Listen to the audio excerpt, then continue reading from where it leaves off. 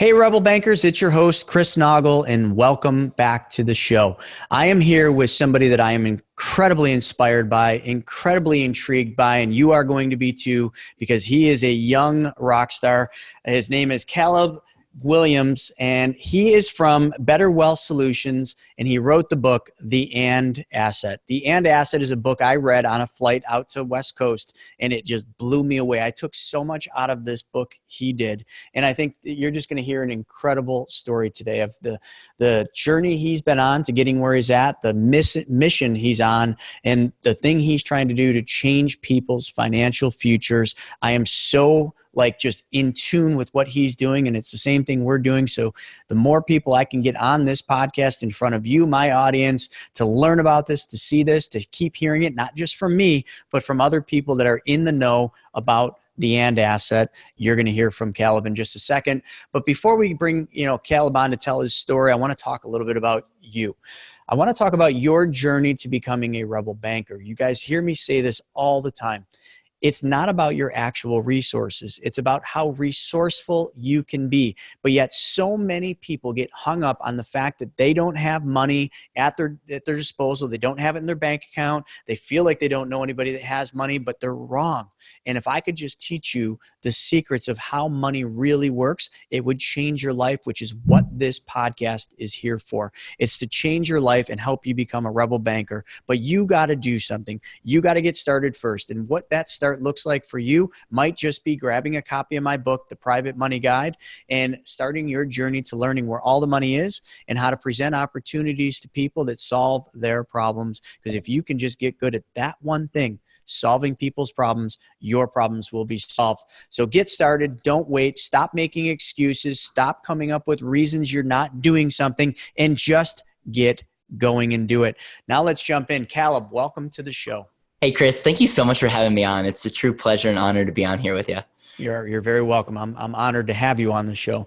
So let's do this. Let's just start by telling everybody, who you are, what your business is, and what you're doing today. And then after we do that, let's take a trip back in time and tell them the story of how you got here. So Chris, I want to start by just painting a picture for you. I'm 12 years old, which doesn't look too much different than I look now, because I look incredibly young, by the way. And I'm in front of my peer group at Riverside Bible Camp. And I had just two lines that I needed to memorize. And I totally butchered it. And I don't know if you can remember your most embarrassing moment, but there were girls in the crowd that I liked. I was in front of my peer group. I was already short for my age, and I forgot my lines. I tried to read them, but because of my dyslexia, I sounded out every word painfully. The next day I went to my mom. I'm 12 years old. I had an amazing mom, and she takes me under her wing and says, Caleb, the things that you can't control, don't worry about. So as it relates to your height, there's little that you can do. But when it comes to the things like reading and school and your mindset, you can control that. And so take control over the things that you can control. And at 12 years old, I took that to heart, and very much the theme of what we're going to talk about today and the theme of my life has been that unwavering commitment of controlling the things in our life. And by the way, people listening to this, there are so many things that we can control in our life. And so one of my first jobs, I worked at a chicken farm, and I literally got paid $1 per chicken that I processed. I appreciate the chicken sandwich more than most people, okay? I've actually gone through the process of what gets a chicken from alive to being in the grocery store. And we got paid $1 per chicken in that process. And so I started making money, and I started asking the question, wouldn't it be amazing if our money could start working for us? That's when I started reading books like The Richest Man in Babylon, Think and Grow Rich, which, by the way, is one of your favorite books. Same, so is mine. How to Win Friends and Influence People. I started reading about entrepreneurship. I started reading about investing. I started investing in the stock market. I started doing option trading. And this idea that our money could work for us was just the most amazing, fascinating thing.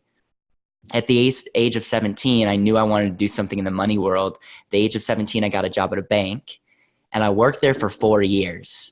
The reason I worked there was I knew that was the institution that I could learn and bring the most value to. And from a young age, I knew that money followed value.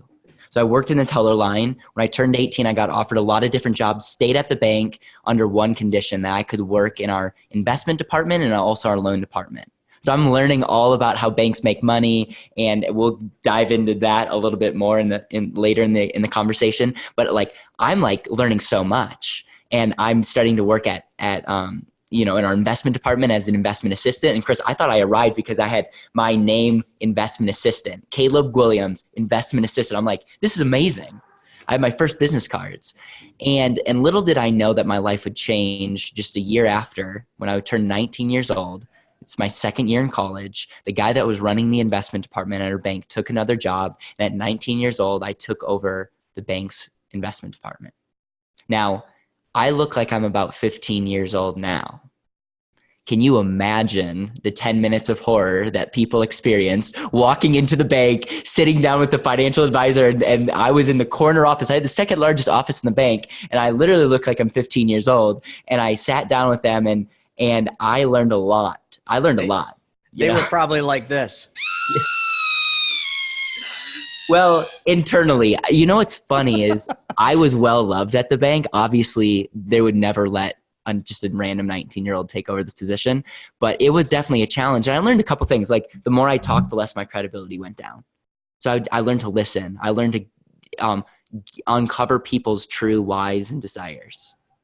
I started really like looking at what mattered in life, which is really powerful. And I made a commitment that I was going to do the very best thing for my clients. The CEO of the bank, who's like a second father to me, who I've actually dedicated the book to, he said something to me that was super cliche, but again, I took to heart. He said, Caleb, people don't care how much you know until they know how much you care. And I know that you care so much about people, so you're going to figure out this way. And to make a long story short, Chris, I went on a 2-year obsessive, I'm an extremely obsessive person. I went on a 2-year mission to truly find the truth about how money works and how we can set people free. And when we look at taxes, when we look at lack of efficiencies, when we look at the massive problems in debt that people are experiencing, the number one problem that people are experiencing is they are fundamentally devaluing themselves. Like, people are devaluing themselves when it comes to their time and money. I believe, and one of the things that I noticed when I looked at the banks and institutions and the people that were really winning, is they had this fundamental belief that they were their greatest asset, and everything that they did with their time and money backed up that statement. And then I looked at what most people are doing with their money, including entrepreneurs, including high income earners. They're fundamentally devaluing the fact that they are their greatest asset by how they use their money. And we have fundamentally given up control over how the flow of money, and you and I both, are aligned and are doing a lot of the same things. And so when I saw that, I had this, I like looked on my mission statement that I made when I was 18, and it said to help people see and reach their highest potential. And I realized that if I wasn't going to do anything about it, I would have to wake up every single day telling people that my mission was to help people live to their highest potential, and knowing that I could have done more. So when I graduated college, I started my company, and we know that the way to truly help someone is education and implementation. We need to share people that there's a problem and that there's a better way. We talk about life insurance strategies. We talk about tax strategies. We talk about being more efficient. We talk about you becoming your own banker in your life. We talk about all those good things. You read my book, okay? But then we also give them proper implementation so that they can actually show up more powerfully in their life. And so I'm super young. I may now look like I'm 16 instead of 14, but now I'm on a mission to insure 1 million people in the next 5 years. And the reason I'm on this audacious mission is I believe that this is going to set America free. And you're 20. How old are you now? 23 years old. You're 23. So at 21, you found this concept through seeking out the truth of how money really works.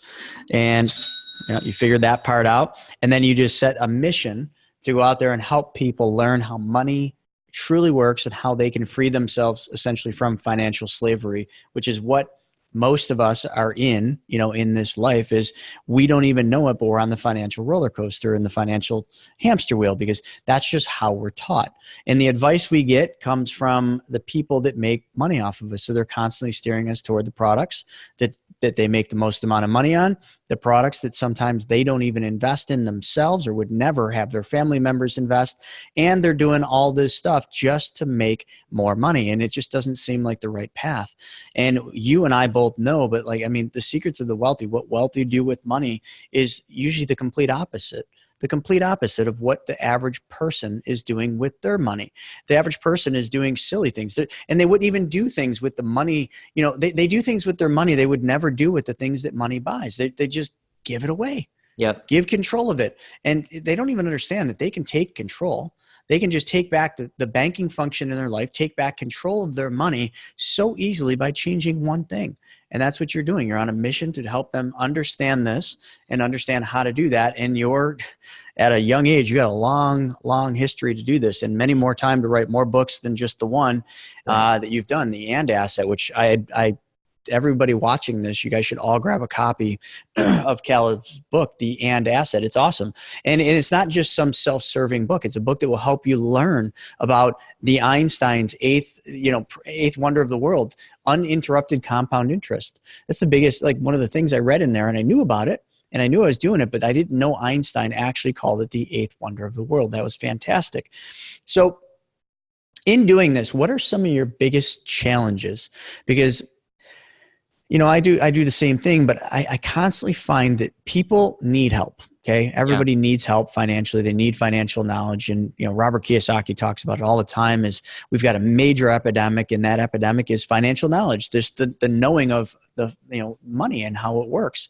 But yet so many people fail to open their eyes to the truth. It's kind of like you've seen the movie, The Matrix, right? Red, blue, or what is it? Red pill or blue pill? Yep. Which one are you going to take? But so many people just want to live in this fantasy world that they've created. And then you show them the answer, because I know you go through this. I'm getting to a point. You show them the path, the answer, the exact solution to their problem, and they don't take the advice because they're scared. They call it too good to be true, and they believe what everybody else tells them, even though everybody else has never done what they want to do.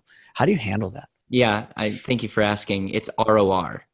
We as a company are super clear on what ROR means to us. So most of the world, or most real estate investors, or if I ask your audience what ROR stands for, they would say rate of return. Mm-hmm. And is it true that we've been seduced by the fact that if something gives you a greater, supposedly a greater rate of return, you're going to follow it? Like and I'll just be clear. I think the 401k is one of the greatest scams ever. Oh, it is. There's books on it. There's more books. It was just a Band-Aid to fix a problem that the government created, and they just created another problem, and that we're all drinking the Kool-Aid. So here's the question. What result is the 401k actually giving you? I want your audience actually to think about that. Like what other than proposed rate of return, which by the way, I don't even know what that means because you can't spend a rate of return. What does a 401k actually give you? A sense of a feeling of doing something, a feeling of actually taking control and putting money away when you're actually giving up control. But that's, I think, what people envision a 401k. You're kicking the can down the road. What actually, if you look at yourself in the mirror, you're not really, you don't want to think about it. You want to know that you're doing something, but you're deferring the problem. So isn't that what our government does every single day? That's what most people do, by the way. Most people don't want to, actually figure out what the issue is and solve it. But ROR, and if your audience takes nothing other than this away, it's going to be valuable. ROR should stand for return on result. Okay. And so to understand the return on result, you have to understand what you want. You know, there's a famous a movie scene with Alice in Wonderland, and Alice is at the fork in the road, and the cat says, "Alice, where do you want to go?" And she says, "I don't know." And the cat says something that I want to tell every single person listening to this. If you don't know where you want to go, any road will get you there. If you don't have clarity on where you want to go, a 401k may be your right fit. But how do we know? We don't even know what you want. But if you understand what you want out of life, if you can identify and clearly define, if money wasn't an issue at all, this is the life that I want to live, then we have to do with your time and money the thing that can get you there the fastest. And here's where we don't even like go into the weeds. If I can show you a better way to do X, Y, or Z, would this be something that you would want to do? And at the end of the day, Chris, it's not about, is the 401k bad? Is life insurance bad? Is real estate good? Maybe not all three of those you shouldn't be doing. I don't know. It's what do you want to accomplish and what is going to be the best for your time and money to help you get there and show up more powerfully in your life. And that's, so for me, when I realized that we as a country have been seduced by rate of return and flip it and really get clear on what result do you want, that's been a game changer for me and my clients. And my next book is going to be on that whole concept of return on result. Because I feel like the institutions, the government, the school systems try and get us to focus on things that don't matter. Dropping bombs, folks. Dude, I love these sound effects, man. Dropping bombs. That is really good, because you know what? When you said ROR, I'm thinking, rate on return. Rate of return. Yep. That's the main thing that we all think about. And we get so hung up on that. And I know just doing hundreds, I don't even know how many calls I do with people, but hundreds of calls at bare minimum, hearing the stories of the problems people are in and the struggles they're in, and then you show them you show them the return on their result. You show them exactly how to get what they want. But then they go out and they do the research. And as well as I do, if you look for negative publicity on anything, you'll find it.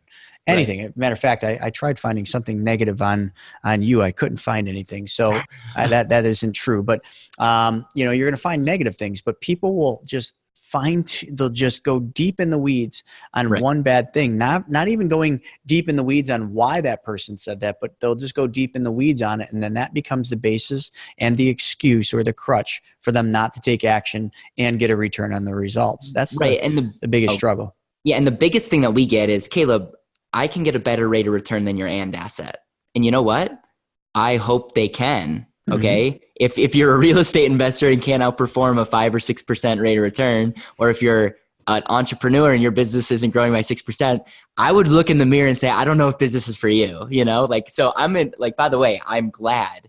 And that's where I get excited, because when asked that question, they are viewing the and asset, properly structured whole life, as an investment, which is the biggest mistake that most people make. It's not. And if you look, an investment. If you look on Google and if you look at all the negative reviews, the reason why people are bad mouthing life insurance is, number one, if it's not structured properly, it is really a pretty bad place to put your money. Sure. Number two, they're comparing it to an investment. And in the industry, even when I got in, Chris, most people were trying to tell me that this product is better than this product, and this product is better than this product.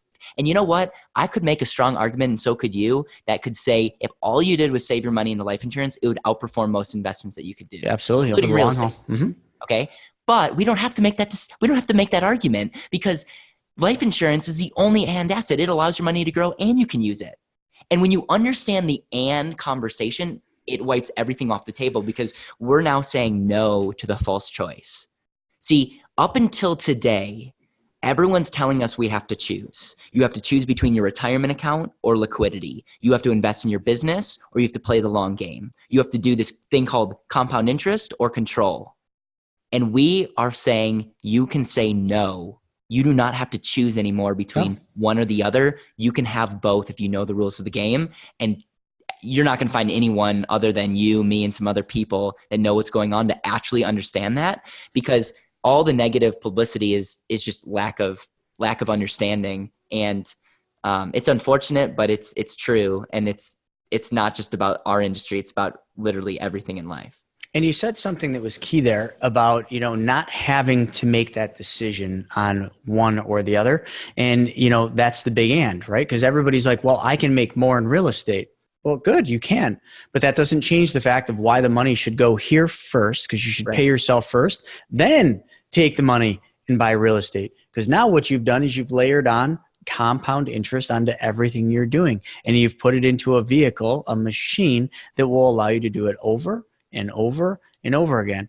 And in that one thing, like, how simple is that? Pay yourself first. Just change where the money goes first, and the rest of your life will change. If it was just that simple, and people, because it is just that simple actually, but if people would just understand that that is literally the answer to 90% of their financial problems, it should be an easy thing for us to do, but yet it's not, because it is too simple. And we live in a society where everything's been overcomplicated.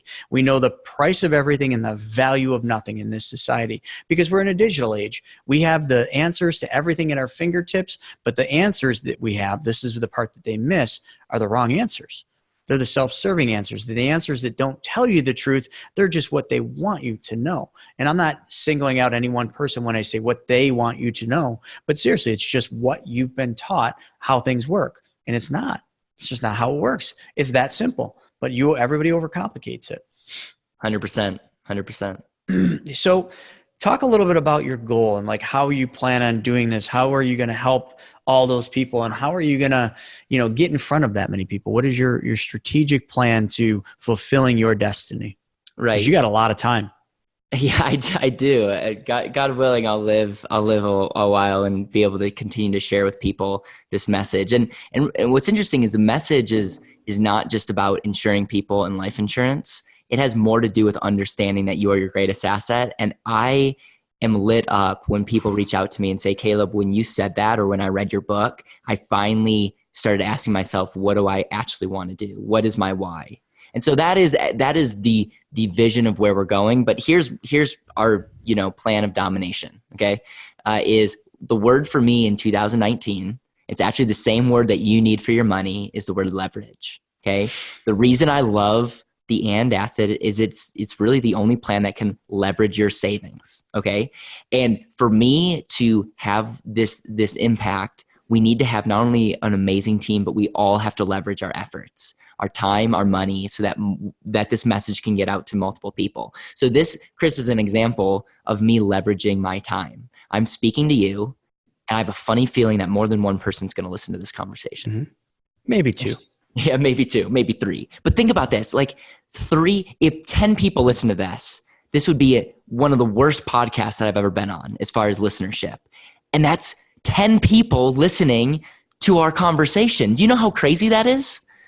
And so the reason, I know that you do the same thing, that the leverage activities that we're doing is speaking, getting on stages, and creating content that can go one to many. So my book is an example. We're going to be in the end of 2020 coming out with a documentary. And this documentary is going to be a game changer because it's going to start sharing the truth about, number one, that we've been lied to. Number two, give people the blueprint to help them get to where they want to go. The third aspect is when you are serving people, I want to start helping you in any way possible to make you more effective, so that those numbers and the people that are connected in our peer group, we can all count that towards 1 million. And the final thing is we are building up a team of other advisors that are coming on board and educating them and training them so that they can be empowered and go and serve other people. And so for me, it's get the message out, have the team to fulfill, and make sure that the message can impact advisors so that they can show up more powerfully, or people that are listening to this that are like, man, I want to be in more control, give them an outlet where they can be served. And the only way, what I had to get over in 2019 was over myself. So up until now, I've been doing most of the work. And now, we have a team of 8 people, and we were just talking about before the call, I have an amazing team of Better Wealth coaches that actually serves people. And I do very little of that because as much as I love doing it, it's very limiting for my ability to impact tons of people. So the short answer is the only way that we're going to have this impact is team. And I'm just really grateful to have an insanely amazing and talented and gifted and passionate team that wakes up every day just excited to serve people. And I'm beyond blessed to have them. So at your age, how did you go about building a team like that understands this? Because, there's not a lot of people that understand this, that understand how to explain this to people. Are they your clients? Yeah. Or okay, that's the answer. So a lot of them are my clients. And Simon Sinek gave a TED Talk called Start With Why. He also wrote a book, Start With Why. And I highly recommend everyone read it, because if you want to know my secret power, I can share with people the big vision of where we're going. Yeah. Every single person on our team has taken a pay cut and a step backwards because they know that we are going to do 10 steps together forwards. And I'm telling you, my friend, that is the quote unquote secret sauce. Mm-hmm. And I just have people that are truly committed to the vision and not necessarily the paycheck, but they also know that when we make a huge change, there's going to be a huge money transfer as well. And so, no, I have people that aren't like saints, right? Mm-hmm. But are people that are super committed to the bigger picture and serving people. And I got them because when you become a client of ours, you get to see the passion come through, but then also going back to the why. Like, I don't care about what we do. I do not care about how we do it. I care about why, and I know the how and what will come. Right. So I am very in tune with what and how we do it. But if the core of your motivation is not on tune or intact, you will fizzle out, because the motivation for you to do what you're doing is the wrong motivation, and people can see that. Yeah, I love that TED Talk. If it's the same one with where he's using Steve Jobs and kind of how he figured the why out, it's amazing. Yep. It's amazing. Yep. I haven't read his book, but I certainly should. Yeah, that is it. Simon Sinek says people don't care about what you do until they know why you do it. Right. And that's very true. And people want to, work with people that they trust and people that they know are, their why is in the right place, more so than what they have. It really isn't so much about what you're selling. It's, do they believe in you? Does the person you're speaking to believe in you, believe in your mission, and believe that you care about them? And that's it. And like with what we do, I mean, sometimes it's daunting. Some days I just honestly, I just want to punch a wall or put my head through a wall, and it's not because of the things that I thought it would be. It's because I just can't get people to open their freaking eyes. I just can't understand why some people just won't open their eyes, and they literally are stepping over. People say you step over $1 to pick up a penny. No, people are stepping over $1,000 bills to pick up a fraction of a penny, and they just don't even realize they're doing it. And the answer is too simple. That's the problem. The answer to the solution and the answer to their problem is just too simple. We've made it so complicated. And I think that's the biggest struggle I face doing, what we do. And, what else could we tell the audience? This is, a podcast. It's a lot of real estate investors and everything. I mean, let's talk a little bit about the uses of this for real estate investors. I mean, number one, the one thing I've identified is there is just a massive amount of people that understand this, that need a place for their money to go. And real estate is a great place for that money to go. So let's talk about that. Yeah. So I think here's where I take real estate investors is this concept of how versus what. Okay. The reason you like real estate is because as an asset class, it's almost always going to appreciate. Now we saw in 2008, that's not true, but as a class, it will grow in value, and it's pretty solid, especially if you buy it at the right place. Second thing is the tax advantages are amazing. The third thing is cash flows if you do it right. Right. And then the fourth thing is you can use leverage to acquire it. So real estate's an incredible asset that has tax advantages, but you have to look at that as an investment, okay? And the hope is that will give you the kind of result that you want. So when we go back to the ROR, it's okay. So let's say real estate's the way to go. So that is the first question that you need to answer. Should you buy this house? Is this a good purchase? The second thing that you need to ask the question is how you're going to pay for it. See, we have not done a good job in our society separating those two. I mean, Robert Kiyosaki, wonderful author, everyone's wanting to buy assets, but no one's written a book on the better way to buy an asset. That's true. And he talks about this. He just doesn't talk about that. Right. And so one of the things that I try to make a point in my book is, listen, I don't care what you do. You could be a business entrepreneur. You could buy crypto. You could get real estate. You do what you want to do. I'm just going to show you the best way to do it. I know that sounds cocky, but at the end of the day there's a how to everything that you want to do. And so the how is understanding that our dollars have a long-term cost to them. For instance, if you have $100,000 today at 4% interest rate over 40 years, that $100,000 would be about $500,000. Okay. Meaning if you put that $100,000 and pay for a car, if you buy a house, if you invest in a business, if you go wasted in Vegas, you are spending $100,000, but over 40 years, can we agree that you've actually lost an additional $400,000 of what's called lost opportunity cost of interest that you would have earned, but you're no longer able to earn it because that money's no longer in your control. Absolutely.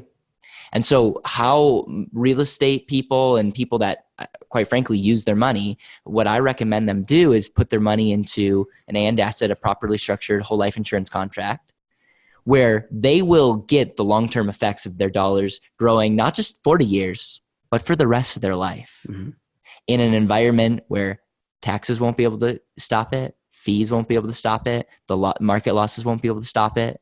So you get that compounded growth where it's not sexy, by the way, but long-term, it's an amazing thing for your dollars. But then also show them how they can collateralize that same money that's going to grow for the rest of their life and use it on things like real estate or buying cars or whatever. And here's the crazy thing is, in that year, Chris, it doesn't make sense. So when you and I talk to people and they have a hard time, understanding this, it's because we as human beings, we have a human nature of being short-minded. And in year one, you're like, man, why would I do that? Why would, if my plans hasn't even broken even, why am I borrowing at an interest rate to have access to money when I could just have my money in a savings account and take it out? And you know what? In year one, they're right. They could get more money at cheaper that year, but that's one of the most costly things over their lifetime because they're devaluing money and they're never able to get that long-term growth of what that dollar could have earned them the rest of their life. It's true. Very true. So the biggest thing in this, and this is like a two-folded answer, is number one, we have to understand what's going on, because if you understand, you'll want to do it, as long as you're okay with this is not a get rich quick thing. In the first couple of years, this is going to radically change your life. No. But it will radically change your life over a long time period, not by the product itself, but what you're going to do with it throughout your life. And with real estate's one of the greatest asset classes, because if you have your and asset and you buy real estate at the same time, talk about a dollar doing multiple things at the same time. It's one of the most powerful strategies. And it's just really amazing, man. When I had you on my podcast, I loved how you broke down just what an amazing real estate is and your journey. And you've had quite the journey in the space yourself, but that's what turned you onto this. And that's where it's just getting people to start thinking through, and it's less necessarily about products and more about taking a step back and asking the question, what if I was wrong? What if I didn't know everything that I thought to be true? And usually when people are willing to do that, they realize that there are better ways. And that's when we usually start getting getting momentum.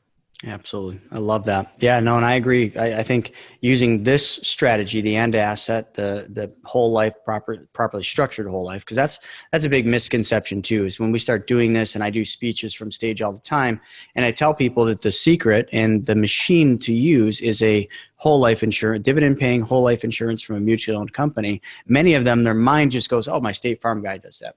Oh, my New York Life guy does that. They don't have a clue how to design this. And I'm not just saying that. I was that guy. I was that guy for 14 years, that high level top producer at New York Life. And do you think they ever taught me this? Never once was this even brought up, mentioned, and it never will be, because they're not willing to, the agents aren't willing to give up 60 to 70% of their commission so that the other person can win the game of life. They're just not willing. And that's a self-serving thing. And that's just unfortunately the problem, because that's where the barrier is, and it's where it's going to continue to be. So this group of bandits, if you will, us, are out there teaching the truth, and they don't like it. They don't like it at all, because then when they learn about it, they love it. And they're like, wait, I got to give up how much? I got to give how much my commission? Yeah, you got to give up a lot of your commission. That's how this works. So in wrapping this up, just tell the audience a little bit about, because you're so young and you've done so much, but I mean, what has been the biggest obstacle you've had to overcome on this journey? That is a good question. I am young, and especially when I first started, it was a challenge. But how many 19-year-olds do you know taking over a bank's investment department? So while I was young, I also have always had a story. And I would say the biggest obstacle I'm facing is just time. It's spending my time wisely and making sure that I can be a good steward of it. I would say there's always a challenge, but I've always been pretty type A. People have asked me, has your age been a problem? Like, I mean, I'm in a hoodie right now, by the way. Like, I don't dress up, mainly because I want to be who I am. And people have asked, like, Caleb, you should put gray in your hair. You should wear glasses. And oh my gosh. And by the way, I'm just like, listen, that is why we suck as an industry. If you're not telling me go read more and become more knowledgeable, you're telling me to fake it. Yeah. And so I've spent 2.5 years not making any money when I first started, but I would say became one of the best in this industry. And yes, I'm young. But I would say our biggest challenge is just sharing more people and getting the word out, because I feel like I'm the best kept secret. And I don't say I feel like the strategy and this concept is the best kept secret. By far is. It absolutely is. Right. And I want to steward it well. And you and I both get a lot of, I would say, hey, there's people that are very adamant against this what we teach. And at the end of the day, I think our biggest challenge is just we need to focus more as an organization and get really, really focused on how we're going to make a massive difference. Right. And 2020, the word for me is going to be intentional. 2019 was leverage, figure out ways that I could start leveraging myself and message. And we went from the beginning of 2020 or 2019 with me meeting with everyone and having a team of, 2 people to now over 8. And now we have people that are managing those departments. So we have a step in the right direction. And now in 2020, the word's going to be intentional, because I want to be intentional with the people that I interact with, the places that I go, and really be intentional with how we share the message. I love it. That's awesome. So if my audience wants to grab your book or learn more about you, what is the best way for them to find you? The best way to connect with this message is go to andasset.com. That's A-N-D, asset, ASSET.com. You can get the book on Amazon for $20, or you can go here, get a bunch of free resources. I'm giving the book away. All I'm asking is people pay the cost of getting them the book there. And Chris, I want as many people getting this book, understanding the concept and applying it to their life. And that would be the best way to learn more and start reading this book. And dude, I want to just echo again, I appreciate the work that you're doing. And I'm so grateful that we are connected. Thank goodness for Instagram. Yeah, no kidding. Amazing. And we have just so many mutual friends in this business. And we said earlier, there are so many people that we need to help. I had you on my podcast because it's just the abundant mindset of saying, there's so much that we can do together. And the way that we're going to get to 1 million people is by having that mindset. And so thank you for being a go-giver, and thank you for having me on your show. You're very welcome. And thank you for being on mine. So with that, you guys, there was some serious golden nuggets, and you already heard me say it with the dropping bombs. So, those are some serious golden nuggets, and you hear me saying it, but now you're hearing other people saying it that are coming on the podcast. And that's not going to stop, folks, because as this awareness starts to take hold and we start explaining to people the truth about what and how money really works, you're going to start seeing this more and more. And if you're not, it's because you got blinders on. So you guys go out there and take some action and grab a copy of his book, The And Asset, and you just go to andasset.com. Honestly, it's a great read. You need to read it. It's an easy read. I read it on one flight out west, so it doesn't take long, and I'm a slow reader. So grab a copy of that and just keep following him. Check him out in his business, Better Wealth Solutions.